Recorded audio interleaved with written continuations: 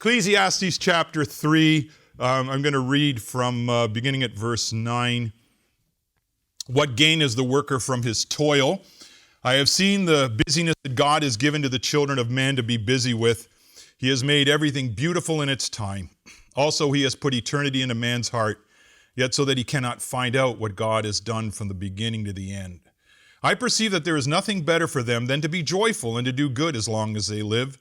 Also that everyone should eat and drink and take pleasure in all his toil. This is God's gift to man. And I perceive that whatever God does endures forever. Nothing can be added to it, nor anything taken from it. God has done it so that people fear before him. That which is already has been, and that which is to be already has been. And God seeks what has been driven away. Behold, what I have seen to be good and fitting is to eat and drink and find enjoyment in all the toil with which one toils. I'm sorry, Ecclesiastes 5:18. Behold, what I have seen to be good and fitting is to eat and drink and find enjoyment in all the toil with which one toils under the sun, the few days of his life that God has given him, for this is his lot. So I want to talk about two gifts. The first speech will be about the gift of work and then abusing it, and then the gift of alcohol and the abusing that as well. It is interesting in Ecclesiastes chapter 3, right? We have that sensus divinitatis, that all of us have a sense of God, Romans chapter 1, in all of us, that eternity of God, the marvel of it. We know who he is and the beauty of it. And then the creative God, the God who is always active, always working, always doing something. And then we think of his son, Jesus, right at the well in John chapter 4 with the Samaritan woman. And then the disciples come back and, Jesus, you need to eat something. You've been working too hard. You need to rest. Take a break. Why are you talking with this woman? And he says, brothers, he says, my bread, my food is to do the work of the Father who sent me. Now, how are we supposed to understand that as men? How are we supposed to understand how God works and how Jesus worked himself? Can I say Jesus worked himself to death? You understand what I mean by that. And then how are we to, as ministers or as missionaries, to understand that work?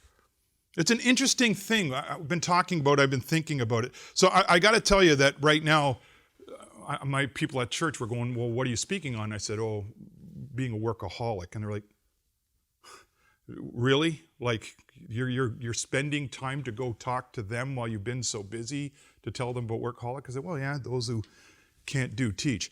So, right?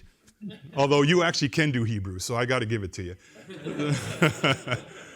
But work, right? I mean, so I grew up in a home, my father was a bricklayer. I actually just found his card the other day, right? Here it is, his Jack Bezuyen.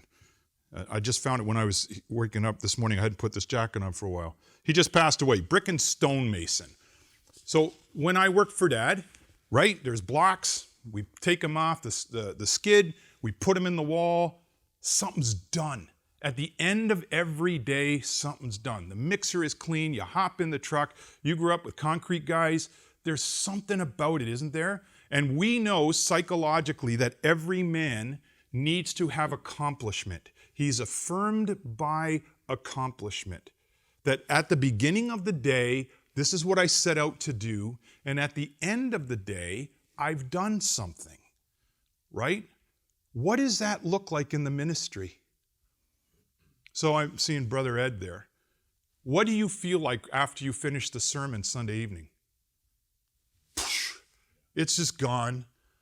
Did somebody hear it? Maybe.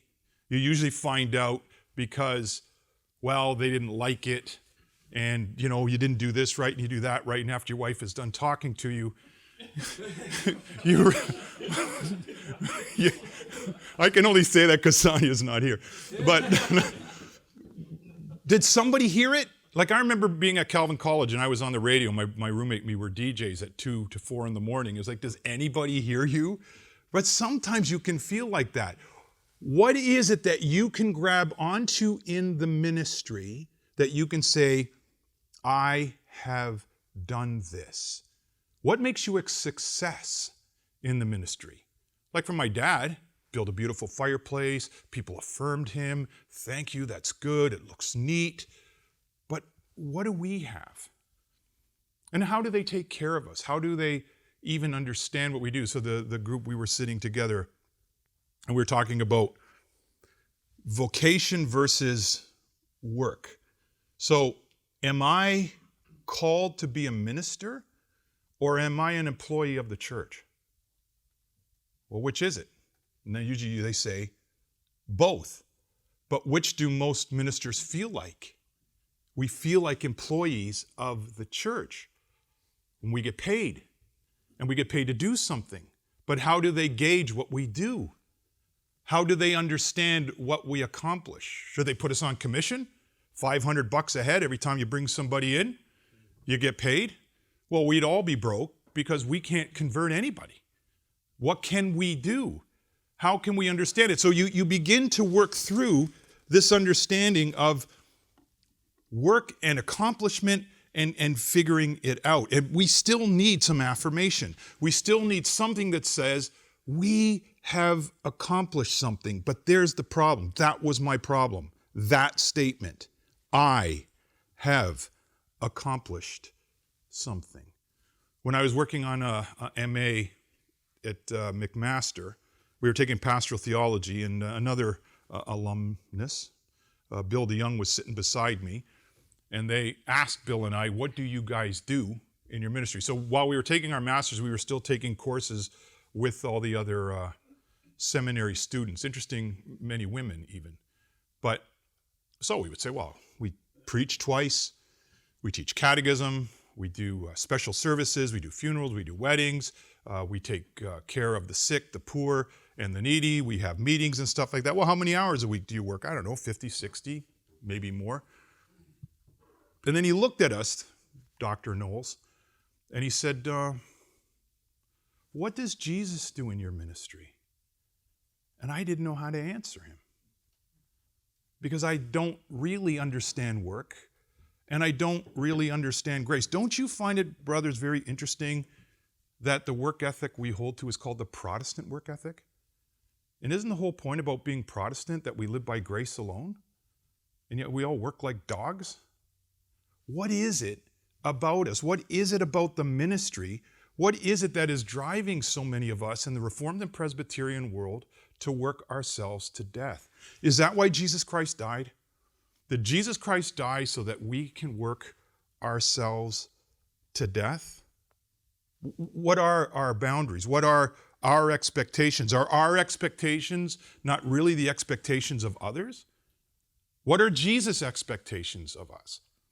And I wish I could tell you. It's hard for me to even know or understand what that was. I was talking to Reverend Vanderhart, and a professor that used to be here said to us in class that unless you're in the gurney or the wheelchair, you better not ever say no to preaching. Well, what does that mean? How am I to understand that? Is the work ever done?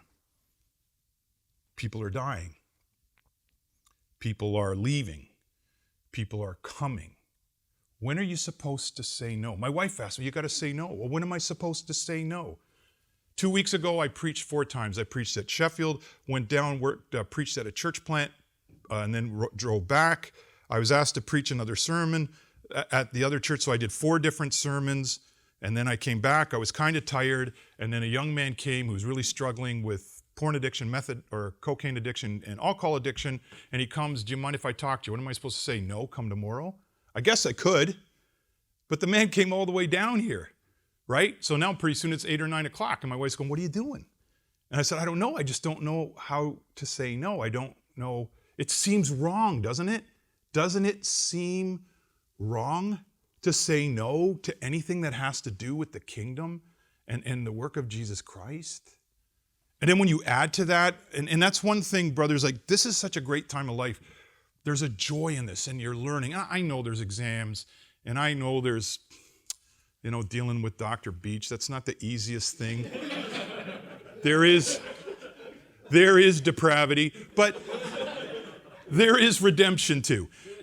But the camaraderie, the collegiality that we had, and then you go into the ministry and what does it mean, by the way, to be arm's length as a pastor, right? Can you be arm's length at a pastor? In social work, they always be arm's length. Don't get emotionally involved. Well, I've just dealt with somebody who's had cancer for about 2.5 years, has come out of alcohol twice, and what the Lord hasn't done in that man's life, and to be part of that, and he just died. And I'm sad, and I'm missing him. But I have to do his funeral, and I have to stand at the graveside. And I just buried my dad, and I did his. And I just buried Mom 5 months ago, and I did hers. Because you don't say no. That's also part of the ministry, brothers. The work that brings you sorrow. And that's okay. I think that has to be. When you leave a meeting and a husband hates his wife and she can't stand him, how are you going to go home happy and doing cartwheels? But what do you do? How often are you supposed to see them? And we can say, and we all do, well, we got to hand it over to the elders. But I don't know, I still think we're Roman Catholic. Got to go see the priest. Because somehow they think we can help. And I asked somebody once, actually my dad did. I served with my dad and my father-in-law, believe it or not, when I was pastor at Trinity. And my dad was a deacon, and he would go for a visit. And they said, well, how come your son hasn't come?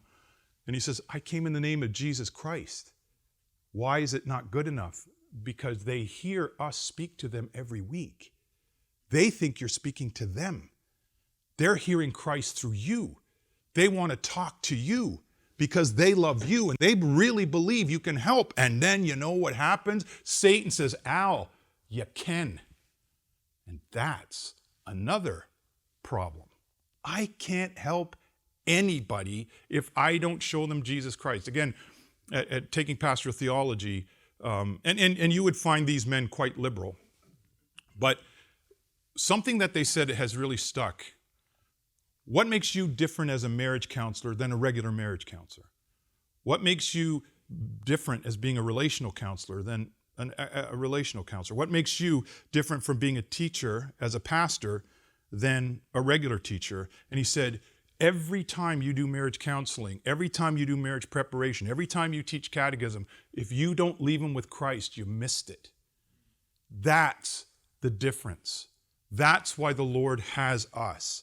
That's why the Lord has these fantastic men teaching you how to find Christ organically out of the Scripture. That it's not fake. I mean, I know, I went to seminary too. And then, you write your essay and then you get your 10 points for Christian perspective at the end. Nothing to do with the actual thing. But slowly but surely, you find Christ in there.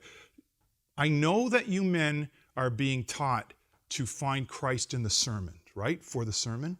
You need to be able to find Christ in the pastoral situation. You need to be able to use a text in a pastoral situation that shows them the beauty and the marvel of Jesus Christ. Sin, salvation, and then service. Because that's what makes you important. That's what makes you different. That's why God is calling you.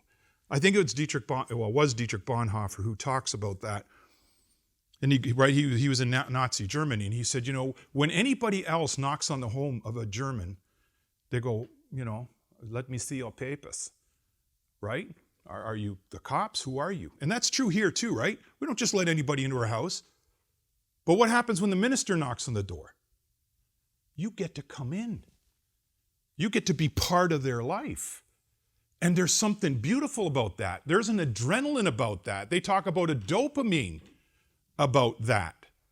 And that's when we talk about work engagement, right? The sense of God, the sense of the work that he's doing, and then the work that he gives you, which is really wonderful and special work. And at the beginning of most of our ministries, people are pretty kind to us, right? Most of you, right, who have done a summer assignment or you're going to go on a summer assignment, I don't know that they would put up with some of the things we do on a summer assignment if we were their regular minister over 2 or 3 years. But they want you to do well. And there's a joy in it. There's an affirmation in it. Because let's be honest, if it went really poorly in our summer assignments, unless we're really stubborn, we say, I don't know, I don't think this is the job for me, right? So the Lord blesses you in that. Don't think it's because you're so great. Don't think it's because, we're all that. But God is affirming you in the work. But we can begin to think it's the work that's affirming us. They like me because I preached a good sermon. They like me because I do this. And you see, now that takes the place of some of the problems that we have, that we don't have an affirmation of an accomplishment. That pretty soon we find real joy in being part of people's lives. That, I hate to use that analogy, but I'm going to use it anyways, sort of the rock star thing. Rock stars, right? I mean, why is Mick Jagger at 80 years old still hopping around for 2 hours on a stage? And he still sings off key. And millions of people still see him. Actually, you know, where's that picture? Oh, yeah. They used to, actually at Calvin College, they used to say, eyes so blue, lips so thick, give me Mick, give me Mick.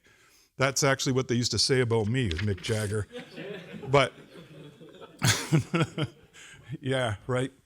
But anyways, you begin to love the adrenaline. You begin to need it if you're not careful. Professors, you can have that too. When we love you, and we do, and you're an important part of our lives, and we're quoting you off of our pulpits, and there's an importance, that can start substituting for the thing that we should be receiving from Christ, which is His grace, which is His love, which is the greatest affirmation. Have you ever heard of Looking Glass Theory, brothers? So Looking Glass Theory was more of a thing in the 60s and the 70s, and they used to teach us when I was in social work that you see yourself as your significant other sees you. So for most of us men, it's our dads. For most women, it's their moms. And if you're growing up in a broken home, it's your peer group. But if my dad's always calling me brilliant and wonderful, I tend to think of myself that way. If I have a dad who's always saying it's not good enough, you need to do better, etc., well, then I begin to see myself that way. Well, why are we making the significant other another human being? We need to make that significant other our God, who sent Jesus Christ to die on the cross for our sins, who says, do your best, do your work, do what I ask you to do. And by the way, I don't love you because of anything that you're doing. I love you because my son died for you. I love you because I love you. Love me back, honor me back, and quit trying to earn my love. Quit trying to do everything for me. I honestly thought that my dad was a subcontractor, and I realize this now after talking to a counselor about it. But I think I was subcontracting work for God. God saved me. Now I'm a minister. Now I do God's work. What do you need me to do, Lord? Okay, I'll get that done for you. And He lets you for a while. He really does. Oh, I get to speak at young people conferences. I even got to speak at an all-girl conference once. I got to, you're teaching, they ask you to come speak here and there, then there's the preaching that's going on, and then there's teaching, and things are going well, and you're not saying no to everything, and you're getting more and more affirmation and love and all of these things. But what's happening to my wife? And what's happening to my kids? Because you know what begins to happen, brothers? We know that psychologically, men will always move to the place of least resistance, and they will always move to the place where they get affirmed. And then you come home, and your wife says, where you been all day? Well, I've been working, been doing God's work. Yeah, but what about me? Now she's just nag, right? I always say, you know, my wife, I just did this the other day. I wouldn't recommend doing this, brothers, but you never say no. That's not true. I always say no to you. Yeah, that goes well. My kids don't like it either, right? And we laugh because we know about it. It was so bad at Trinity that my wife actually called me up and said, yeah, hon, it's Sonia. I'm having some trouble. I need a pastoral visit. I'm like, what? Well, that's the only way anybody gets to see you, right? You lose your sense. So there's work engagement. Work engagement is when you're engaged in the work and you receive joy from the work. But if you continue to receive joy from the work and you make that your reason for being, you make that your priority, you make that the way you feel good, you move into the world of workaholic. And the workaholic, actually that term is developed by a pastoral theologian, Wayne Oates. I don't know if you read him here. He's also well known as an American psychologist. But he's the one who came it up, and he wrote it in a book that he wrote, Confessions of a Workaholic. And he defines it as a compulsion or incessant need to work. Too much time spent on work, too much work in the amount of time that you have. Making time for work and always thinking about work and always finding how you can make more time for work. And then always going beyond, doing more than asked, and is perfectionism. You know what's weird about the ministry? You'll hear a lot of ministers say this. Yeah, well, I'm a workaholic. Like that's some sort of badge of honor. And I get it. I realize, it's a joke. I'm sure every minister here says, oh yeah, you guys only work on Sunday. Oh, I'm so sick of that joke. But, right? Yeah, that's why I have no hair. I got black bags under my eyes. My wife is mad at me because I only work on Sunday. But I get it. It's kind of fun to deprecate the minister. But you know what? They don't know what you do. How do you explain to people what you do all day? Right? My favorite question is, how much time does it take you to write a sermon? All week. When I'm cutting the lawn, I'm thinking about it. When I'm driving the car, I'm thinking about it. Ask the other drivers. You ever prayed while you're driving with your eyes closed? But anyways, come quickly, Lord Jesus. But you're so involved with it. It becomes everything that you do. And then again, remember, you're getting good things out of it. And now I don't want to be at home because there's trouble at home. And my wife's not happy with it. And my kids are just being a pain, and I've got to raise them. And I think, oh yeah, maybe Paul was right. I should have been a single man and all. And I know that I can't be a single man. It becomes the dominant drive of your life. It really, brothers, becomes an idol. So he talks about that. Why do so many men, but he was talking especially, why is it that so many ministers are workaholics? And what do you think the number one answer is? Anybody? Because we can always say that we're doing God's work. Yeah, close, but it's not the number one actual emotional response. That's what we would say, by the way. That's the great workaholic. Oh, I'm doing Jesus' work, right? But you guys know it's guilt. We think we don't do enough. We're not doing enough for the Lord Jesus. The Lord Jesus died on the cross. The elders want us to do more. How can we say no? Right? They're paying us. They're taking care of us. And slowly but surely, again, that whole... You see, that's what Satan always wants you to do. He gets you to put your trust in something that brings you no comfort. It brings you no hope. And it's devastating. And I know we heard some of this stuff right when I was coming here to seminary. We'd have different men come in and do chapels and speaking. And you can really feel like, but that's not going to happen to me. But I'm going to ask you, brothers, how much work are you doing for seminary right now over against everything else? Like, be honest about it. And I want to be careful because I'm in a seminary, okay? But no church that calls you is going to call you because you got straight A's. They aren't. They might look. There might be another academic institution. If you can get straight A's, get them. If you have that kind of gift and talent, get them. But if you're married and you have kids and you're here, then maybe a B+ is okay. Because we need men who can take care of their wives and who can take care of their children and show by their ability to manage their own household that they ought to be men of God and ought to be ministers. But Satan says, you got to get the grades because it affirms you.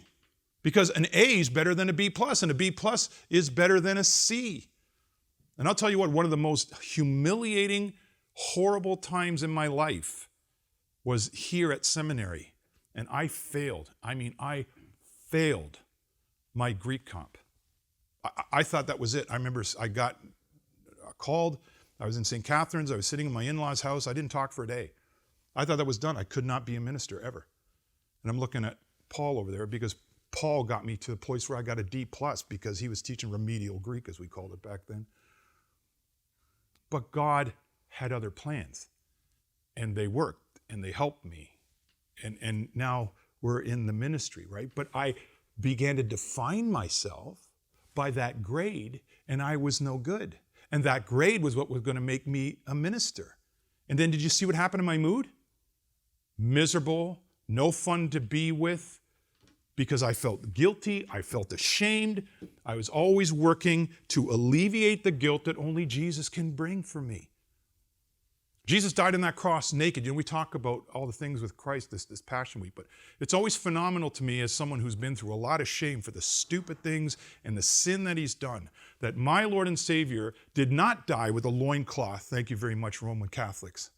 He died utterly naked in front of his mother, in front of all those women who knew him, in front of everybody, and he says, take your shame, Bezuyen, and give it to me. Stop trying to earn it. Because there is nothing better, brother, than to say, but I'm doing the Lord's work, and that gets me off the hook. It's not okay, because it's the Lord's work. He doesn't need me to do it. And that's an interesting thing. You know, it's like when you leave a church and, I wonder what will happen to the church when I leave it. It's still running, and it's probably doing better. God is God. Christ is Christ. Another reason that many of us work as ministers, and this is interesting that the data proves this out about us. You have to place yourself in here. Most of us are somewhat emotionally crippled. We're not very good with grief, sorrow, or trauma. And so what we do is when something bad happens, we work. And we work it out. And you see what I mean? Not working it out that we figure it out. We're trying to work it out of us. If I just keep working, keep getting those good feelings, but all we're doing is delaying the sorrow. And right now, I'll be honest with you right now, I am totally into that. We buried Mom in August. I've had not a better time in my life than my father, who comes out of a Southern Dutch tradition. He believed in God, but he really wasn't sure that he could be saved because of his sins. Finds out he has cancer, says to us kids, I'm not going to be able to go to heaven, except Jesus died for me and I am. 85 years it took him to say that. And the next 4 weeks, he couldn't stop telling everybody, including the nurses, about that he was going to go to heaven. All right? I'm missing him. I almost wish in some ways that he hadn't told me that, because I'm missing him more than the guy who I had before as a dad. So I'm working.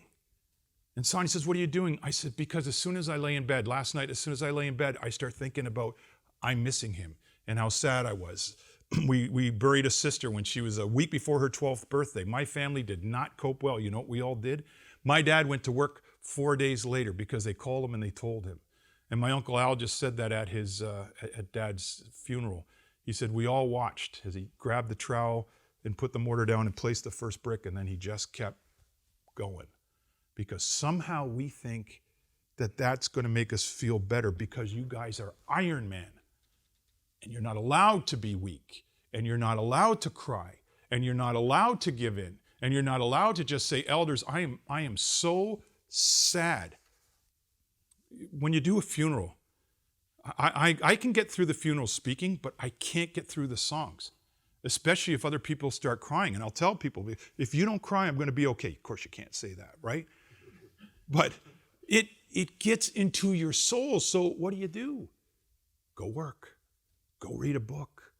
Keep it up, and it won't touch you. And we know that that's just not going to work. So the other big thing for us as ministers is oversensitivity. And then the worst one besides guilt is actually meeting people's expectations. That somehow, remember that book by Welch, When People Are Big and God is Small? It's hard for us to say no to the congregation. Oh, Pastor, can you please come? Well, why? Yeah, I've been having constipation, and maybe if you pray over me. Like, seriously, some of the old people, they're having a tough time, going to the bathroom, and you got to come. It's like, really? And then if you don't, you laugh, but it's true, right? Yeah. I won't say what my dad used to call that. If I maybe be kakpraatjes, but yeah, talking over my stools. But, and you go, really? But you got to go, because you don't want them to be angry with you. Because that would be terrible, right? If they were angry with you, say, no, I need to be with my wife tonight, and I need to be with my kids tonight. Hey, Dad, how come you never coach? Well, you try that for a while, and then you go, yeah, but it's just miserable. These rotten little kids, I can go to work, and I can be in the study with the book, and no one talks to me. It's the coolest thing about being in the study. You talk to like 400 dead guys, And they don't answer back, and you're always right. Why would I not want to be there? I've got my music, I got my friends, the Dead Poets Society. It's awesome. You get home and you just got Job's wife. Ugh. And so you stay away. You stay away, not because you have Job's wife, because you have a woman who's actually telling you, right? Number one sign you're a workaholic, the person closest to you is telling you you're working too much. Have any of you had that yet? You're working too much. And what do we say to our wives? The head of the house. I know what I'm doing. It's going to be okay. So what happens? Oh yeah, I should actually say this. Symptoms. Number one symptom. It actually switched. It used to be the priority of work over everything, then the worry of work. But you know what the number one symptom of the workaholic is? The phone. Workaholics have their phone on all the time. They're looking first thing in the morning, oh, is there an email for me? Is there a text for me? And then before bed, they look at the phone. We have to have it on all the time because, they have to be able to get a hold of me. Now, I'm old enough to remember, right? I can just tell you a story about Dad, right? It drove him crazy that the bricklayers now have their phones because that means you can reach them on the scaffold. Dad had to go check his phone at lunch and at the end of the day because we had to go to a payphone. And if he didn't want to, because I could make my voice sound like him, can you just go to the payphone and tell that guy I'm not coming? Yeah, this is Jack, I'm not coming, right? That's what we did. But you couldn't get a hold of him.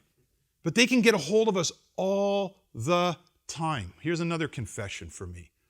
When I was in Balmoral the first 4 years, and then the next 5 years at Trinity, I think it was 9 vacations in a row, someone died. It was so bad, they said, Bezuyen's going on vacation, better make sure your life insurance is paid up. That's how bad it was. Somebody would die on my vacation. And I went back and I did all those funerals. Is that the right thing to do? I don't know. Can you say to somebody, no, I need to be fishing. I can't be there for you. But the problem was, I went and I should have went, but I should have said to the church and I said to my wife, I need to make this up to you. We have to find other time. We have to do other things. So now work has become everything because I find my joy in it. I'm constantly connected to the world. I'm worried about work. I'm thinking about work, even when I'm on vacation. I find this interesting that a lot of my friends who are ministers, what do they do on vacation? They read theology books. Like, wow. There's novels, you ever heard of them? You can actually turn the pages. Yeah, no. Does that make me more holy if I read a theology book on my vacation? I don't actually think so, but I don't know. It's like a badge of honor, right? Yeah, I've read all of these books, and then you go to heaven. Yeah, Lord, I read theology books on my vacation. Oh, Father, come on in. No problem. Don't even know why we needed atonement, right? Think about it. If I'm trying to work it out with my God through my work, what am I saying about the cross? What am I saying about the cross to my wife and to my kids? I'm saying it really doesn't matter that somehow that Bezuyen has earned his right to come into heaven. Here's a ticket. He's ordained. He's doing the work of Jesus. Come on in. That's not how it works. I've got the order wrong. He saved me to do something for him. And what happens then, brothers, is your work, slowly but surely, you lose the joy. Because any little interruption is a problem because it messes up your work. Oh, by the way, we have a family party on Friday and for Christmas, and yeah, like my brother-in-law is a minister and he talks more than me and I got to listen to him and I got to listen to my brothers-in-law talk about their fishing stories. I'm like, yeah, but I could be reading a book. I could be doing something else. Well, how come you can always do this and you can do that, but you never can go to the family things? Yeah, I know. So then you go. And then where do you go? And I'm known as a family grump, right, at the family parties. And that's not a good thing. I mean, we laugh about it. As a grump, I'm fairly funny, I suppose. But what happened? What happened to me? I used to be a happy kid, and work just was crushing me. And then I had a couple of funerals that just ripped the scabs off a few things, and then it just started spiraling. I started to get what normally happens with the workaholic. It's not ADHD in terms of the clinical analysis or diagnosis, but you begin to fire on all kinds of cylinders. Bing, bing, bing, bing. You're making decisions. He gets this done. He gets that done. You're going to move to that. You're going to move to this. And slowly but surely, you're creeping down to 80%, 100% of the time. And now you're going down to 60, and you're double booking. And you're preaching sermons, and you're maybe getting away with a few things because you're a little entertaining, or you've done this, or you threw in a little story here. But you know when you sit down at the end of the day, you really didn't do the whole work you should have done because you had spoken at this place and you had done the funeral and you should have said to the elders, I need the afternoon off because God's people need a good meal and I'm only giving them half a meal. But see, I needed to say to everybody, look, I did it. And I was there. And these young guys today, they don't preach every Sunday twice. And what's wrong with them? I'll tell you what's wrong with them. They're going to live way longer than me. And they'll probably have more hair too. And they'll be happier. I see that there's a joy. Don't lose the joy, brothers, in this work. God has given you work so that you may have joy, that your joy may be full. Results: cynicism. You become sarcastic. You become actually isolationist. All sin does that. I become more and more lonely, and I become more and more frustrated, and I can become very paranoid. And just because everybody's after me doesn't mean I'm not paranoid. Because they are, right? But I'm doing the Lord's work, and you know why they're after me? Because I'm doing the Lord's work, and they're from the devil. You lose perspective. It gets a little weird, all right? The other thing is too, God promises all of you men, and He promised me, if you're going to be a minister, you will suffer. It's not possible that 100% of the people are going to like your sermon. It's not possible that everybody in your church on that Sunday when they heard it is a child of the living God. And they're going to hate you for it. But if they hate you for the words you preach, that doesn't mean they hate you. But when you're a workaholic, now I'm not affirmed by that guy. Have you heard the thing, you know what drives me crazy about being angry? It's not that I'm angry. It's that you made me angry. That's why I'm angry. Everything just gets messed up because I've lost the sense of the call. I've lost the sense of the purpose. I've become an employee and not a child of the living God who does the work that I've been called to do. Fatigue. You become more and more tired. You're running on empty. You're running on adrenaline. I was talking to another minister that went through the same thing I did. And you really lose a sense of your sermons. You have no sense if it was good or bad or anything because you're just looking to the next one. You become basically a sermon factory. And by the way, in the first years of your ministry, you are a little bit like that. You're just trying to get it done. And you can really see that. I noticed when I listened to some services that I did when I was a student or just done, everything's about that sermon, eh? You just fly through the 10 Commandments and you move through the literary form and you announce the songs you get. Okay, now I can give you the sermon. And you're like, yeah, but that's not all that there is. There's the whole liturgy and the joy. You know, a friend of mine said to me, when you're preaching, are you working or are you worshiping? We're supposed to be worshiping when we lead service. We're supposed to be filled with joy, and they should see it in us. And warning and all of the other stuff, but because God is working through us, and because we really believe it's not what we're doing that can save our guilty souls, that we really honestly believe it. And then comes the depression, and then comes the anxiety. And usually for us men, most men exhibit depression through anxiety or anger, by the way. Because we live in a world that is somewhat feminine oriented, you tend to think of depression as laying on the couch doing nothing. That's generally true for women. That's not generally true for men. Most men exhibit depression by being very irritable, by being very angry, by not being very logical, and then being very anxious about things. And once you get to the depression point, now what are you going to do? Not to mention bitterness. Like if there's anger, I can go run. I can go hit something. If there's depression, I guess I can still play. But what do you do with bitterness? What do you do when you get that gall in your stomach and you're just sick of the church? You've heard that before, right? I love the church.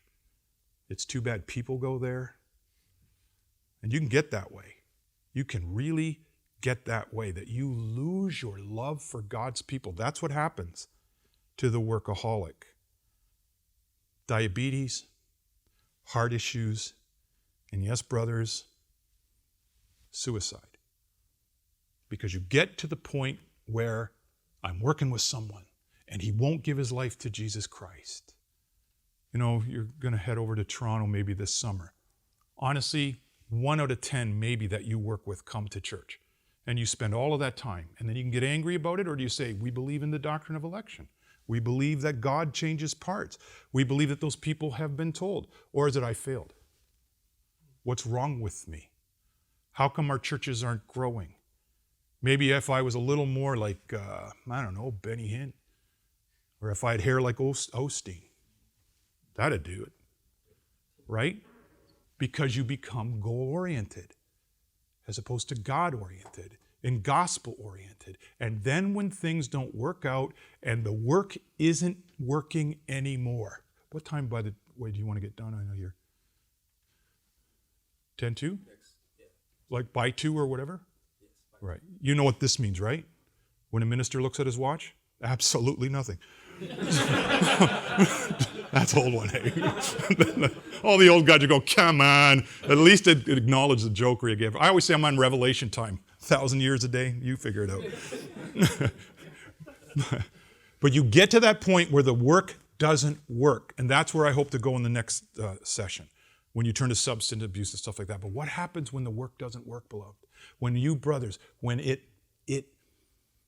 isn't giving you any joy, because that's what God will do. If you put your faith and your hope in that ministry work that you're doing, God will take it away. There's a book called The Crucifixion of Your Ministry, and he talks about that quite often God will, he begins the book by saying ministers are sometimes the toughest nuts to crack. That's why God brings you into the ministry. And then he talks about that the Lord will build you up and put you on a nice high stool, and then he'll just boot it out from under you, and you go boom, right on your keister. So that finally you go, oh Lord, I need you. I need you to get me up. I need you to help me. I need you to understand it so that your ministry changes.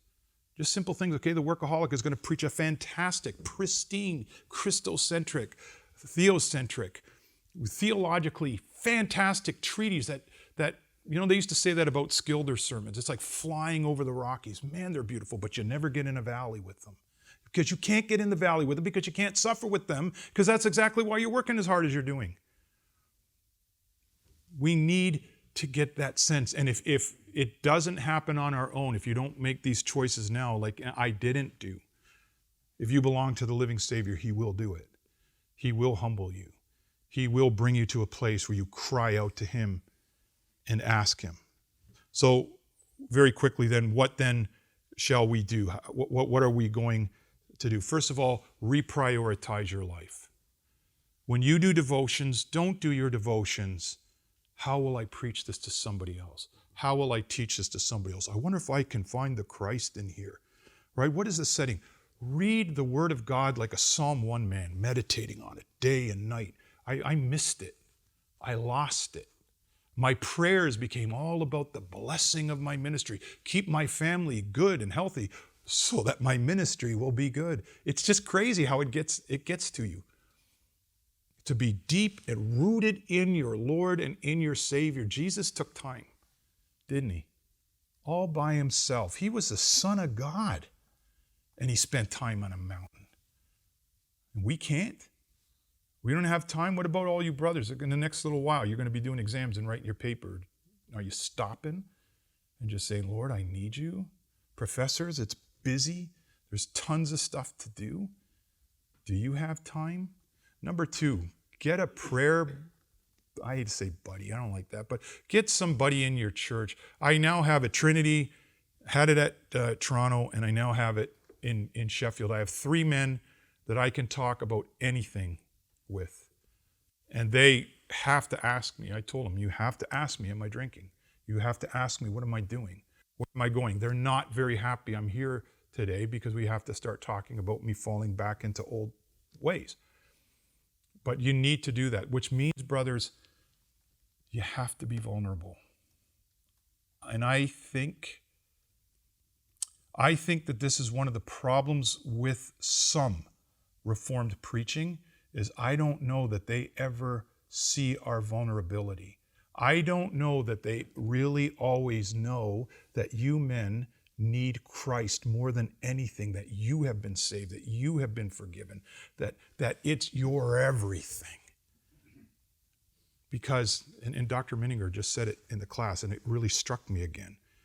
If I insert myself into the text, and I want to find things into the text, he said the Bible wasn't written to first pull out a theology or a Christology. It was to tell these great truths in the context with it it's told. Do we spend time in it? Do we love the Word of God? And then to have somebody to do that with, to be vulnerable with your wives. That when your wife says it to you, please listen to her. And I mean really listen to her. And don't do it, what I do, Eve or Adam, because you listen to your wife. Cursed is the earth because of that. That doesn't work. Why did God give you that woman? Who loves you more than that woman? Really? Then listen to her. Listen to friends that are saying, we're seeing it on you. You look tired. You don't look well. What's wrong? And then be willing to admit. And then finally to be courageous. To say, I think we probably are going to have to change the culture of the church a little bit. Right? And that's hard because it's going to be on you. And men like me did not help you. Well, those old guys did everything. Yeah, and that's great. Where are they? In the grave. What is your work? What is your call? What does Jesus want you to do? Reprioritize. And sometimes a congregation has to be told, no, that's what the elders do. But you know what? I'm starting to realize, why do I always need to go see the sick people? There's 400 people that can go see the sick people. They can pray. They can send a card. They can listen. If everybody's coming, they'd have so many visitors, they'd go, are you here too? But that's our job. It's our work. Well, yeah, it is. But isn't it, according to Ephesians chapter 4, our work to equip them to do it? So one last story about Dad. Like, I used to have to cut brick, right? And I suck at it, which is why I went in the ministry. My grandfather said, Al, you got to make your living with your mouth because you ain't making it with your hands. It was a lot quicker for Dad. Give me the saw. And it's totally illegal. But we would take the saw up to 3 scaffolds high and he'd be cutting on the scaffold instead of teaching me, right? Well, now it's wasting his time and I haven't learned anything. And then when I was in recovery from alcohol, I was working for another bricklayer and he made me learn how to cut. He says it's going to save us so much time, and it did, because all we did was random stone bond and I was just on that saw all day. He didn't have to get up and we could keep going. That's what the church should be about. We're supposed to, with the elders and the deacons, equip them for the service of evangelism, the service of pastoral care, and the service of the ministry of mercy. And if we don't, then we've missed out on it, and then we're just going to be tired and old and turn to other things. So that's this lecture or whatever talk for now. And just remember, what's our only comfort in life and death? And it's not working. It's Jesus Christ. So I'd like to read to you the oldest piece of literature that we have in the world about alcoholism or about getting drunk. See if you can tell me where it's from or who wrote it. Who has woe and who has sorrow? Who has strife? Who has complaints? Who has needless bruises? Who has bloodshot eyes? Those who linger over wine, who go to sample bowls of mixed wine. Do not gaze at wine when it's red and when it sparkles in the cup, when it goes down smoothly. In the end, it bites like a snake and poisons like a viper. Your eyes will see strange sights and your mind will imagine confusing things. You will be like one sleeping on the high seas, lying on the top of the rigging. They hit me, you will say, but I'm not hurt. They beat me, but I don't feel it. When will I wake up so I can find another drink? Proverbs 23, verses 9 through 25. Isn't that amazing? I'm always wondering, how did Solomon understand this so well? Do you think he tried it out too? Do you think he hung out at the pub If I'm going to speak to you now about, we already talked about when work doesn't work. And I'm going to tell you what happened when work didn't work. I went to find something else that I thought would work. And that for me was substance abuse, and specifically then alcohol. Interesting too, what we just sang. They reeled and lurched like drunken men. They knew not what to do. They cried to the Lord in grief. He saved them from distress. He stilled the storm. He calmed the seas and brought the sea to rest. That is my story. That's what God did for me. So things were going badly. I went to the doctor. He said, look, they gave me some lorazepam. My heart went back down to normal. My wife called the elders, said, this is what's going on. I had just had the call to Calgary, and I said no. The church applauded, which in a Canadian Dutch Reformed church is ridiculous. It's almost like being Pentecostal. And I was feeling pretty good. I had to do a baptism, and I was shaking from head to toe. I've never shook that bad. And then I had a couple that I had to go see on Monday because they were going to have in vitro fertilization and what was the ethical issues of that. I'll never forget that because I was sitting in their driveway going, I can't do this. I can't go into the house. And I came back and the elders said, you need to take a break and you need to take 6 months off. Okay, well, that was kind of them, right? And that was nice of them. But like I said to you, I didn't know what to do. I really did not know what to do. I'd get up in the morning, feel completely useless. You can imagine what I just told you. I felt utterly ashamed. And I didn't take it to the Lord in prayer. I didn't really talk to my wife about it. I was still in the Iron Man view of things. I mean, what? I can't work? What does this mean? What are my boys going to think of me? Yeah, it was not a good time in my life. Now, in my family and in the way I grew up, when you had a day off, if you had an afternoon off, or when you had vacation, 3 o'clock in the afternoon, you have a beer, right? You hang out, you chill out. In one way, in God's providence, it was kind of excellent. I burned out. It was the World Cup. It was a Flying Dutchman goal, if you can remember, the Nistelrooy flying. Right after that was Wimbledon. It was, okay, so every afternoon, there was Al sitting there like a bump on the log, take a shower, turn on the TV, and start watching sports and drinking beer. Right? I actually started to think, when I drink beer, I'm actually a nicer guy. I'm nicer to my wife. I'm nicer to my kids. I think I'm funny, which I found out later I'm not.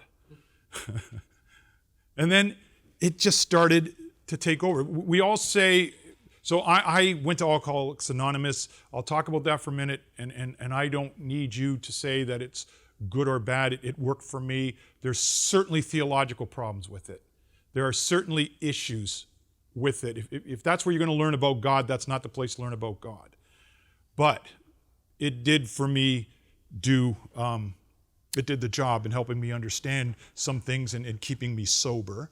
But we all say in Alcoholics Anonymous, I wish I knew which drink it was when I crossed the line. Now, 18% of us in the world are alcoholic in the sense that we're wired for addiction, that we're very predisposed for addiction. Generally, it seems to run in families. We do know that people like me, I always laugh now, but when I would go pubbing with my friends, then I could never understand why are they always going to the bathroom? They're always going to the washroom. But I found out later it's because guys like me don't process alcohol like you normals. So probably close to 80% of the alcohol that I process goes straight to my head. And I loved it. I loved the rush. I loved the dopamine. And I had found something to replace work, to make me feel good. It's like, how many stools did God have to kick out from under me? Like, I tell you, I should just say, maybe you're not tough nuts to crack, but I am a seriously moronic human being to think that that was going to help. What is the worst thing you can take if you're depressed? A depressant. What is alcohol? A depressant. But you know what it is? It's a massive burst of sugar. So when you first drink, it's why you ever go to, a Dutch wedding and then they all have a glass of wine and they all go dance. They always ask me in catechism, Pastoral, is it okay if people dance? I always say, not Dutch people. God is not pleased. But it's weird, right? And you get, even the elder from the church is going like this, and YMCA, and just going, really? Okay. Yeah. And you go, so you haven't been to a Canadian wedding for a while, hey? No. No, seriously, when I was growing up, well, you're from my hometown. We don't have them too many anymore. But when I was growing up, right, with your uncles and aunts, like there'd be guys dancing with somebody else's wife, and you go, what is going on? Like booze does not do good things. It doesn't do great things for the covenant or the kingdom. Not at least at a Dutch wedding. But anyways, so because we process it, the first time I had a drink that like my dad would give you a zip of beer or a little zip of whiskey or something like that. That was part of life in our house. But my dad had a couple men from, Italians working for him, and they would give him a bottle of dandelion wine. And your dad, it's horrible. It's so sour, right? But he would hide it in the basement. When I was 10 years old, like I would sip off that thing. Like I know now, like I'm a complete addict. When I was 10 years old, I ripped cigarettes off my dad's truck, right? Because my dad, when he would go on a scaffold, always made sure he had 20 in a deck. So he would leave 15 or 10 in the other deck, and I'd grab it. Can I clean your truck, Dad? Oh, sure, son. And I would get a whole pack of cigarettes for the week, right? And then I would go smoke behind the house. And the first time I was smoking, it was 10, it was winter. We used to have quite a bit of snow back then. Well, when the snow melts, it's like a butt farm back there. And then Dad gets the lawnmower, and he says, have you been smoking? I said, no, it's Julie, our neighbor girl, who's like the sweetest angel ever. So that's another thing about addicts. We lie like crazy because we want to keep doing it, right? Dad said, come on. So and then he gave me a cigarette, and I could blow smoke rings and inhale and go out my nose and all that kind of stuff. But all the men in my family smoked. Had the same man that roken kan. Right? It's a Dutch saying. You're no man if you can't smoke. Right? That's when my grandfather was 12 years old, he had to go work on the pig ships, and he got paid in what you call shek, which is he got a pack of rolling papers and a pack of tobacco, 12 years old. My dad just passed away. He started smoking when he was 15. He smoked till he was 85. But because he was in the hospital, he died tobacco-free. He was pretty proud of that, actually. 4 weeks without a butt. That was pretty good, right? In my family, when we have struggles with alcohol, and I found that out later. Sundays in our home, right? Or when we would go to our friends' houses or stuff like that, you'd have coffee, you'd have cake, and then a borrel. See, Dutch people never have a drink. They always have a little drink. It's a borreltje, right? And that's somehow, that's how it works, okay? Right? So all my uncles would have a shot of rye, and then do you Americans know what rye is? Right? So it's wheat whiskey as opposed to Scotch, which is real whiskey. And then it's true, right? That's why rye, you got to put Coke in it. But anyways, that's what they did. And then they all had a cigarette.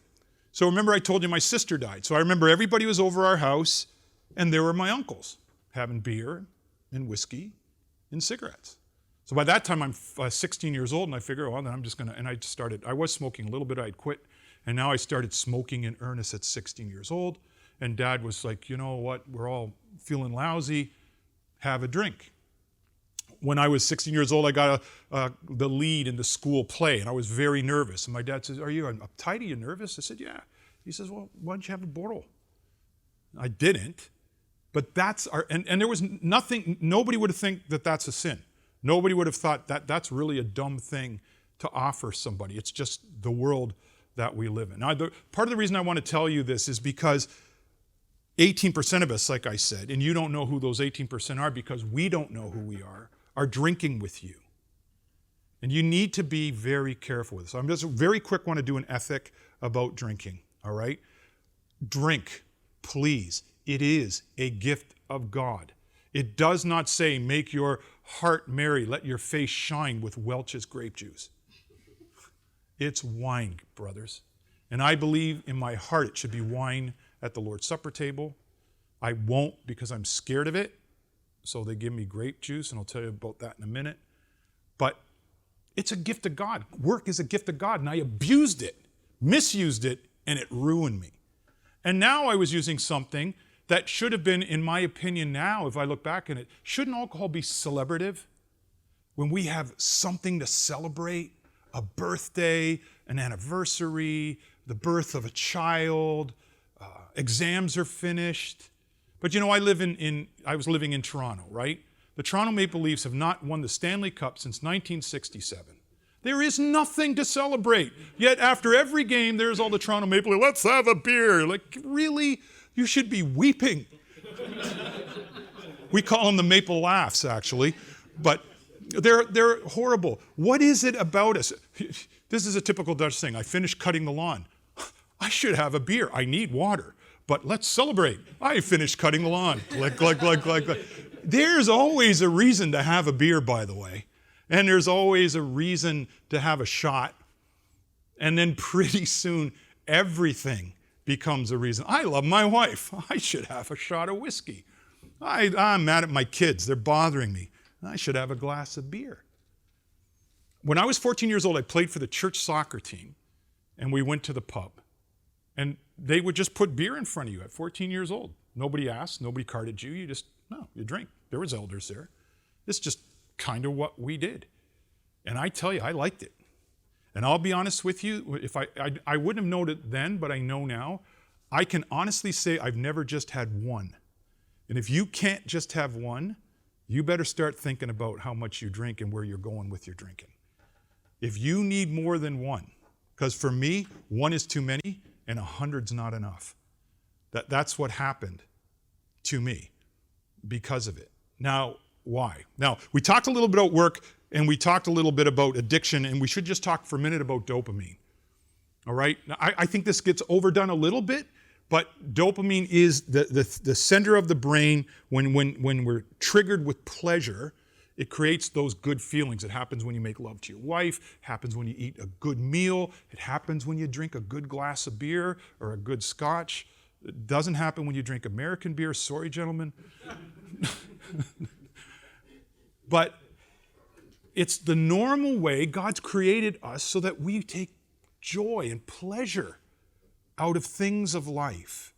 But we begin to crave it. We begin to need it more and more. So remember I talked to you about the phone. They're seeing this especially with young girls, but also with guys. So if you post something, TikTok, Twitter, I'd say Facebook, but the kids don't use Facebook because we're on Facebook. And they know that if they don't want us to find out, they better not be on Facebook. But I find a lot of ministers, by the way, don't you find a lot of ministers on Facebook writing stuff they shouldn't be writing? Creating, and then they get lots of response and hits. Well, you know what's happening? Every time somebody likes my post, I get a shot of dopamine. I get a shot of, hey, I get a shot of affirmation, right? So, yeah, sometimes I'll tell my son Jake, just for a joke, right? My son Jake's dating Ben's sister, by the way, just so you know.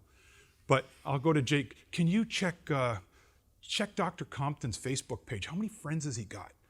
Oh, I got to get 8 more. Okay, I got all these new guys from Mid-America. Friend, right? But I'm trying, because there's no possible way I have 800 friends, right? But when you go somewhere and then people want to be your friend, and like I lurk on Facebook or whatever you call it, I can't be bothered going on there. But it is amazing. So on your birthday, people put all this in. It feels good, all right? So some of you know then that feeling. What alcohol does, especially for an alcoholic, is we get a wicked rush from it. It's amazing. You talk to people, alcoholics, generally we tend to be introverted. Generally we tend to be highly functional, tend to overwork. And we also tend to, I am fine being in front of you speaking. I can't stand, that's why I hate weddings, by the way. I can't stand being in a crowd. I can't stand being at a amusement park.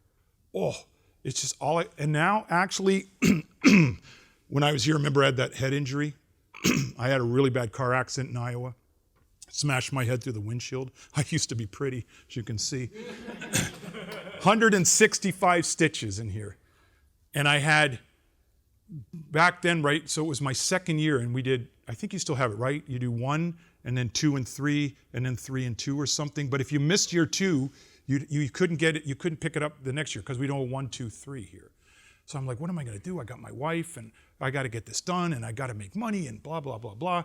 So I wrote my first exam. It was for you in Old Testament, and I got 100%. I could see my books. I thought, the Lord just blessed me. I got smacked in the head, wicked concussion, but I have 100% recall. But it was because this part of my brain got hit. My left brain took over, but then went back to normal. Now I have to really study really long, right? Because people say, well, you don't look at your notes. It's because I have to take really long to get it into my head. I have to get everything into long-term memory now, all right?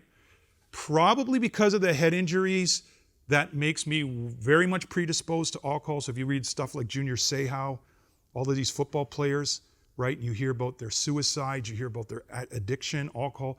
It's because we can't settle down. We're emotionally distraught. And then if you add to that, so 2 weeks ago I did a wedding, and I don't understand this now, but there was, with everybody in the bridal party and the 2 little kids, there was like 16 of us up there. Like, this is getting crazy, right? There's so many people. And my whole body is, Al, run out, get out of there. Because you're standing behind the bride, you're surrounded by people, and I'm reading a form and I'm shaking. And all I want to do is get out of there, right? But alcohol allowed me to go to a wedding. Alcohol allowed me to sit at a baseball game. Alcohol took the edge off. Alcohol, oh man, I'm telling you, it was a buddy. It was a friend. It made me feel good. I couldn't sleep. And it works, by the way. So you're up in the morning, 1 o'clock in the morning, and then you just, grab some scotch. Back then, I'm too Dutch, I can't afford it. So then it became vodka, but it put me to sleep. You don't actually sleep well, but at least you can sleep for 4 or 5 hours, right? It seemed like it was working. I'd been using alcohol my whole life. I had been abusing alcohol from time to time. There was times when my wife was saying, oh, you're not talking right or whatever. You need to back off. And usually I would, because remember, I had to do everything to protect the ministry. So it got to the point where if I went to a wedding, I wouldn't drink. Because once you start drinking and you get hooked in it, you don't know when you're going to stop. And you don't know, 1 drink can set you flying. And then 10 drinks will do nothing to you. 3 drinks can make you not remember things when you are using alcohol improperly in that way, especially because I'm using alcohol at night. Do you know that the worst drivers, where's my policeman friend? There, right? The worst drivers are the guys coming off of the booze. They're almost worse than the drinkers, right? Because so you know what happens, right, when you drink. Your brain shrinks. The water goes out of your brain. So when you stop drinking, the water goes back into your brain, and now your brain expands, and hello hangover, hello headache, hello stomachache. Except if you're an alcoholic, you don't really get them. You just drink, and it doesn't really bother you. So pretty soon I was using it, like I said, all the time in the afternoon, and then I was having a glass of wine at dinner, and then I was having a couple of belts before bed while I'm burned out, and it seemed okay. I was walking, but I wasn't healing. I was actually seeing a counselor, a Christian counselor, and he said to my wife later, I could never understand why he wasn't getting better.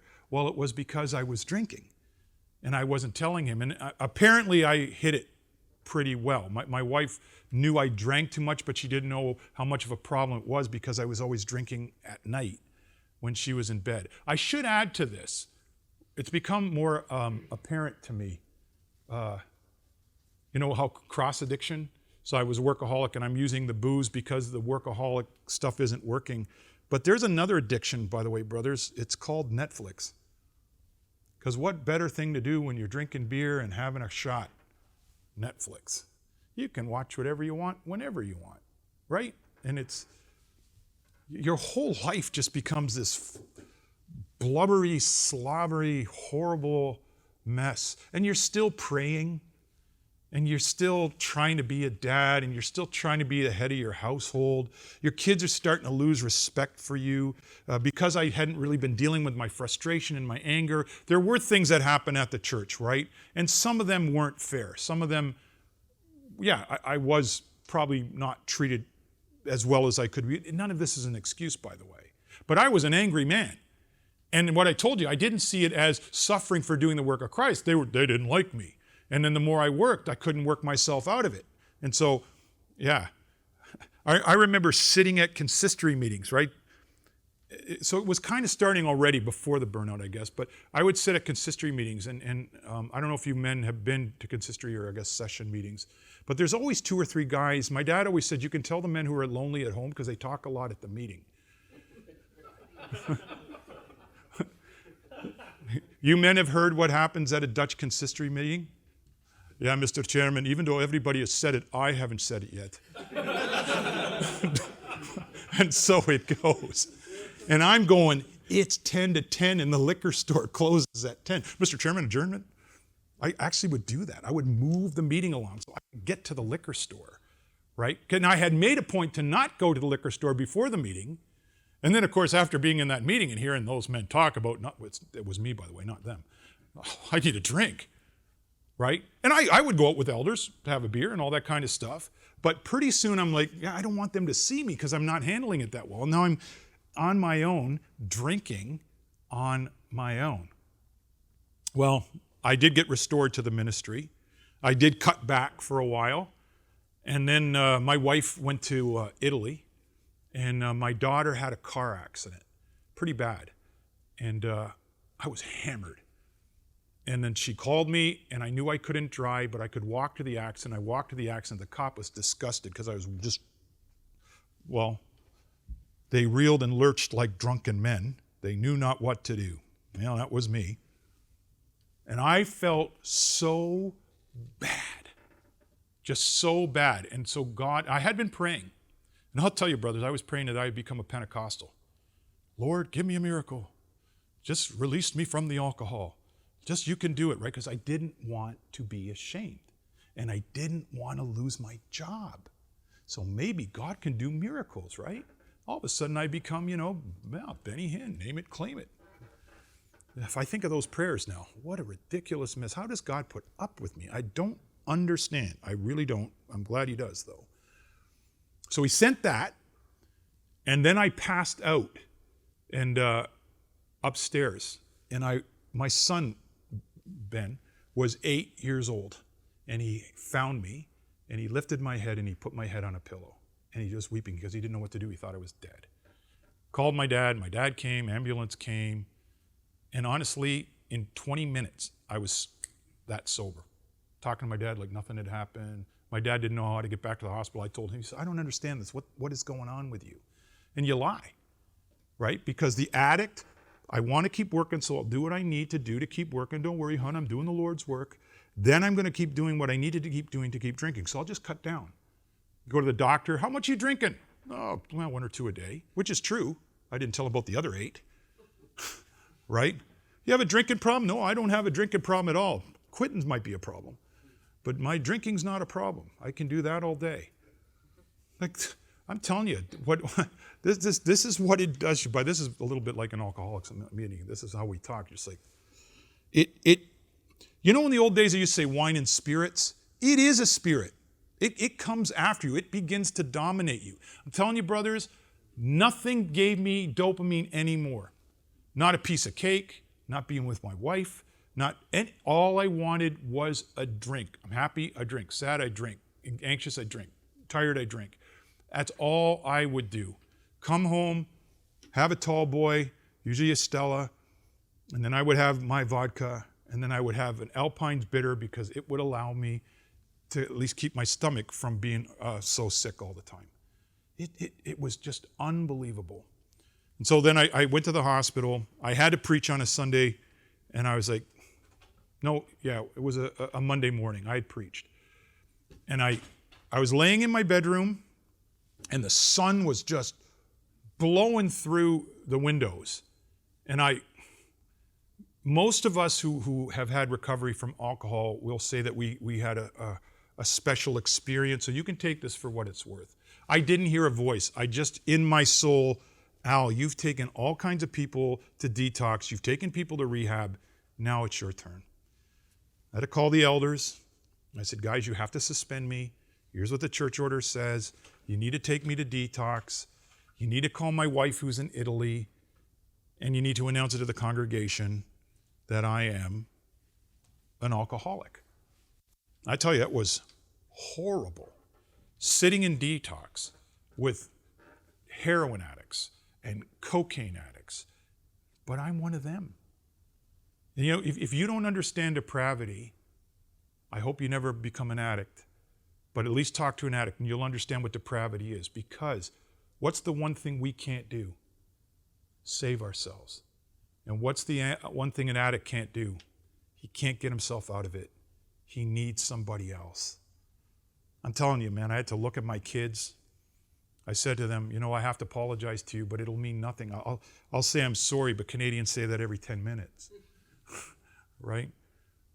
And I said, look, my sorry, my confession means nothing if I drink again.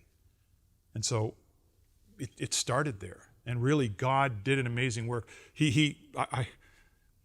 Because I had gone to the doctor, and the doctor knew I was drinking, he had called the license bureau and they took my license away. I'd never driven. And I was mad. It's like, come on, Lord. I've had to stand in front of the whole church. I had to do all this other stuff. Like, now you're going to take my license away? So I got my bike, right? And I'm telling you what, when you're 51 years old and you're riding your bike, nobody thinks, oh, there's Al getting in shape. There's a guy in recovery, right? And then my kids from the church go, hey, Pastoral. And then the one guy, I had a pickup. I don't like this. You want us to put the bike in the back? I said, no, I'm doing penance. So, but I'm telling you, it was quite something. And then God got me into a really good rehab. It was secular, but almost everybody in that place was a born-again Christian, and they were all in recovery, so that was pretty remarkable. And when I came there, I said, will you please let me have my Bible? And they said, no, we heard about you, and we know that you'll be using your Bible to pastor people, and you may not. I said, let me have my Bible. And they said, okay, they let me have the Bible. When you talk, you talk about everything, and they found out I was a Christian, I was a pastor, and I had guys coming to me. I remember this one guy just dropping the F-bomb every 2 minutes about, oh man, this is so blah, blah, blah, blah, blah, you know, and you're a effing pastor, so can you teach me how to F and pray? And I said, yeah, but we'll try to have to lose that one word there. Maybe we can do it. But I wasn't really allowed to, right? So before bed, I had 9 guys, and we kind of hid in a corner, and they asked me to teach them how to pray. I've never had that in my life. I said, Lord, really? This is what's going to happen? Only one man, and he's passed away now, only one man in me stayed sober. All of those guys went back to drugs and all that other stuff. When I go to an AA meeting, there's older men, guys with sobriety. They actually point and say, they'll say that I'm a miracle. And I believe that God did a miracle. I have a friend, Ronnie, he passed away now too, 113 times in detox. Just can't beat heroin. And then he died from it. And yet he was so helpful for me. Another guy, I call him Don the Sage, porn addict, gambling addict, booze addict, drug addict. He was so helpful in making me well. He, as far as I know, hasn't made it. It really wasn't made anything. I did stand in front of the church, and I just went through 1 Timothy 3 and went through all those things that an office bearer is supposed to be. Fail. Please forgive me. But I want to talk about that for just a minute. The church was amazing to me. People came, I got hugged, I got loved, they were thankful. I had other men who said, you know what, I wish I should have been standing behind you and giving my confession. There is something cathartic about it. There's something, the 4th and 5th step is to list all your sins. The 5th step is to tell somebody else. And at rehab, we would do that, and then they would take I had about 15 pages back and front with writing this big, and then you burn it. And the man that I had was, he says, I'm a Christian, and you? I said, yeah. He says, am I praying or are you praying? I said, I'll pray first if you pray for me after. Like, God just kept sending me all these amazing people. It was really, really quite something. But so like I said, the church came, and they're hugging me, but I still remember my family standing there. And my wife got a few hugs, but my kids were just standing there, and nobody really talked to them. Brothers, it's really romantic. And it's really cool if you're the guy to help a guy like me. But please don't forget the wives or the husband who put up with it. And please don't forget the kids. because my kids are really wrestling with the church now because of things that were said about me as a minister. It's no fun to be a PK. But then things afterwards, right? And my children, to this day, are like, guys, we have to talk about this. We have to talk. No, Dad, we forgive you. It's good. Well, I've messed up my kids. I've messed up my life by pouring it all into the ministry, not being able to cope, and then trying to drink my problems away. I hope it doesn't happen to you, but you are going to meet addicts. You are going to meet alcoholics. In Alcoholics Anonymous, we have the 12 steps. The 12th step is taking the message out. It's really all, in many ways, it's just the Great Commission, except for AA. But I always pray, because I'm not going to meetings anymore. I think that becomes its own addiction, actually. But I do pray that God gives me somebody to help. And I'm telling you, brothers, you know what most of the addiction is now? It's porn. And porn is 15 times worse than heroin for the undoing of the rewiring. These men cannot make dopamine normally. Plus, it's everywhere. They look at the Sears catalog. They walk in a mall. They can't watch Netflix. And now even, I was with a few young men. We went to a Raptors game, and they struggle with porn. And the way these girls dress, hoping that the basketball players will see them. And I'm telling you, they spend a lot of money for not a lot of material. And my boys are going, from the church, where are we supposed to look? Like, it's really brutal. So build accountability for them. Because here's another thing. Who do you think they're going to go to if they finally want to get better? It's always us. It's that Roman Catholic thing. Go to the priest. But James says, confess your sins to one another. If you're stuck in this sin, because I'm telling you, maybe alcohol's not the thing. Marijuana, by the way, they keep telling you it's not addictive. It's absolutely addictive. I've got addicts in the church, young men, messed up, angry, frustrated, and they don't know why. Because it's a big lie. Marijuana, it's 6 times stronger than in the 60s, right? And the stuff you can get on the street is even stronger. And then the government legalizes, and oh yeah, by the way, if you get addicted, we'll help you. Gambling, it's unbelievable. COVID, all these people alone, at least in Canada. Guess what? The liquor store is open. You can bet online. The government made sure that you can have all the betting that you want. And now the marijuana stores are open and they'll deliver. And all these people are getting isolated and lonely and stuck, and they don't know how to get joy. And how do we reach them? Because it's really hard, because they're stuck in their apartments and they're not interested. Well, some of the stoner guys are always interested in talking to you about God and Jesus, but it's not really where they should be at. We think, and especially for you men who are going to go into missions, you're going to be seeing, the whole fentanyl thing is unbelievable. Crocodile, which is a bigger thing in the United States. I don't even know if you've heard about that, but it changes your whole perception. You take crocodile, you can empty your bank account, you won't even know that you did it. It's a Russian drug, right? And you feel like you're burning from the outside. It's crazy. With the fentanyl, massive addiction. And here's one more thing that's interesting. In the old days, we pretty much always understood addiction was from trauma, but you're living in a world where the young people are getting addicted because they're curious. Why else would you take fentanyl? You can die because I want to know what it feels like, and you're addicted. Ecstasy, MDA, you take it 3 times, you will be irreparably depressed for the rest of your life. I just had a guy come in, he uses cocaine so he can keep drinking, right? Because if I use Coke, I can just keep drinking and drinking and drinking, and I never fall asleep and I never get sick. Cross addiction. Use a little LSD. By the way, LSD is coming back. Acid is huge again. Take acid, watch porn. You can imagine the fun you're going to have with that. How do we break into that?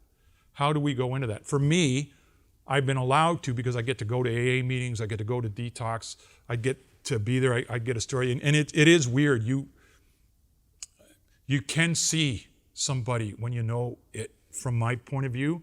And there is something in God's providence. And that's why AA, I'll be honest with you, brothers, for the first time in my life, I was not judged when I went to an AA meeting. Nobody let me off. There's a joke that we always say, right? Like, well, if you had a wife like mine, you'd drink too. And that's immediately we're admitting, because it's all nonsense. All the stuff about the trouble in the church, all the workaholism, wrong, wrong, wrong, and wrong. I wanted to drink. Do you know why an alcoholic keeps drinking? Because he wants to. right? And it's, oh, well, the poor kid, and he had a bad life, and his parents were divorced. No, at some point you're drinking because you want to. And you have to replace it, and the only thing that can replace it is an experience of God. What's been interesting for me in AA is you do meet people who have a God experience and who remain sober. It's like they touch the hems of God, but they don't really believe Him, and they don't have Christ. It's so sad because God has done this incredible thing in their life, and they still don't know Him. You know, and guys, you can't be everything to everybody, and you're going to be good at meeting certain people, but if you have an alcoholic in recovery in your church, if you have a drug addict, a porn addict, make use of him. I know, see, it is really interesting that I got restored. I still struggle with being up here today as a minister. I wouldn't mind being you as a recovered alcoholic. But we've had men from this seminary who committed certain sins, and they're never going to be in the ministry again, and I am, and I don't. Sometimes I feel like David and Saul. What did Saul do that was so much worse than David? But David was saved. David is a man after God's own heart, but King Saul is going to hell. And I just have to rest and say that was God. The Canadian Reformed churches, the Free Reformed churches, even Christian Reformed churches and United Reformed churches, the outpouring from God's people was unbelievable. The ministers said, Al, you're a minister. Because I was done. I thought, I'll never be a minister again. There's a really high-fluting school by us, Ridley. They needed a headmaster.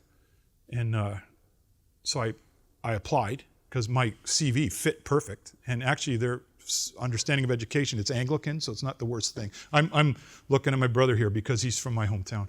But so I'm sitting at the table, and one of the things that I don't do is talk to my family. So I thought, I better talk to my family. I'm thinking about applying at Ridley.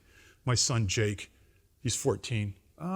So like all the rich people, right, from Bermuda and from the islands and from Canada, all the Tories and the blue bloods, they send their kids to that school, right, Dad? Yeah. So what? They want a drunk teaching their own kids? It's like, yeah. The next day, the elders called and said, we think you should be back in the ministry. And it was because of other ministers. And actually because of the congregation. And what happened was my next door neighbor, he had passed away, and his wife said, Al's doing the funeral. And they said, no, he's not, because he's not in the ministry. She said, 65, or she was about 68 then. The little lady says, look at the church order. It's not a church function. I can have anybody I want do this funeral. And then they didn't know what to say. So I did it. And I think there was a lot of spies, like in Jericho when I did that funeral. It was very well attended. And and I don't think it's all that they had feelings of loss for the man died. But God blessed it. And after that, I was restored to the ministry, right? So they cried then to the Lord in grief. He saved them from distress. He stilled the storm. He calmed the seas and brought the sea to rest. You know the story about blind Bartimaeus? And Jesus is walking by, and son of David, and everybody said, don't bother him. And then Jesus came to him and said, what do you want? It's interesting. Do you want to see? And that's honestly how I felt. I really felt so alone. I felt so horrible and bad. I had ruined everything. You know how hard it is to look at your wife? You know how hard it is to look at your kids? And then you have to stand in front of a church of 500 people? But within just over a year, God restored me to the ministry. Reverend John Bowers preached, do you love me? Feed my lambs. Do you love me? Feed my lambs. Do you love me? It was, yeah. Reverend Bowers doesn't cry too easy, and both of us were blubbering through that one. It was really, I want to tell you what God can do. And I want to tell you, please don't go to the depths that I went, brothers. But please, don't lose him. It's an interesting thing that you can lose God in the ministry, that you can lose Christ in the ministry, that you can lose the Holy Spirit in the ministry. You can lose the joy of the work and the joy of your wife. If you're single, the joy of life, the joy of having a nice glass of beer. I can never do that again. The Lord's Supper, the first Lord's Supper that I had,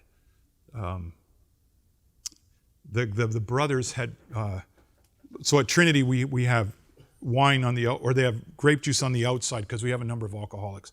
And then they have wine on the inside. And somehow my kids could see straight to me, and pulled out of the center where the wine was, looked at them, and they're like, went out and I got the grape juice. But when I came to Toronto, they had the pitcher, right? And they had me drink out of the pitcher. And I poured it. And my family they didn't talk to me when we finished the Lord's Supper. And I was like, what is going on? For over half an hour, they were like furious. They thought I had poured wine and drank wine. But the deacons had put grape juice in it, and I didn't tell them, right? But you see what I did in my family? I've rattled them. I've whacked them out, like, right? Now it's been over 8 years. I guess it'll be 8 years in May. And then May 11th. God can do amazing things. He will blow you away. And you're talking to 9 people. And then I'm walking down the street in St. Catharines, and these guys, these men, that when they hug you, you don't smell good afterwards. And my sons say, how do you know these people? And I said, they have the same last name as me. What's that? Anonymous. So, right, God has opened doors for me that have been amazing. And for any of you, if you ever need help, please call. My elders know. And I have been given permission that whenever I need to help people with addiction, they allow me to do that. It is something we need to explore. We need to have a place, I think, in our churches. I'm seeing that more and more, and I think you're getting it. I don't think it's lost in this room, but our churches, OPC, URC, PCA, conservative churches, are we places for sinners to come? Because I remember sitting at an AA meeting going, how would I bring these people into Trinity? Like, we're all well dressed. We all smell good. Like a simple thing, like, we sing out of this book, right? Like, and you all sing verse 1, and you sing the first line in the first group of notes, and then you sing the next line in the second group of notes. You know how most people sing? They sing all the lines right after each other. Are we willing to sit down with that guy and teach him?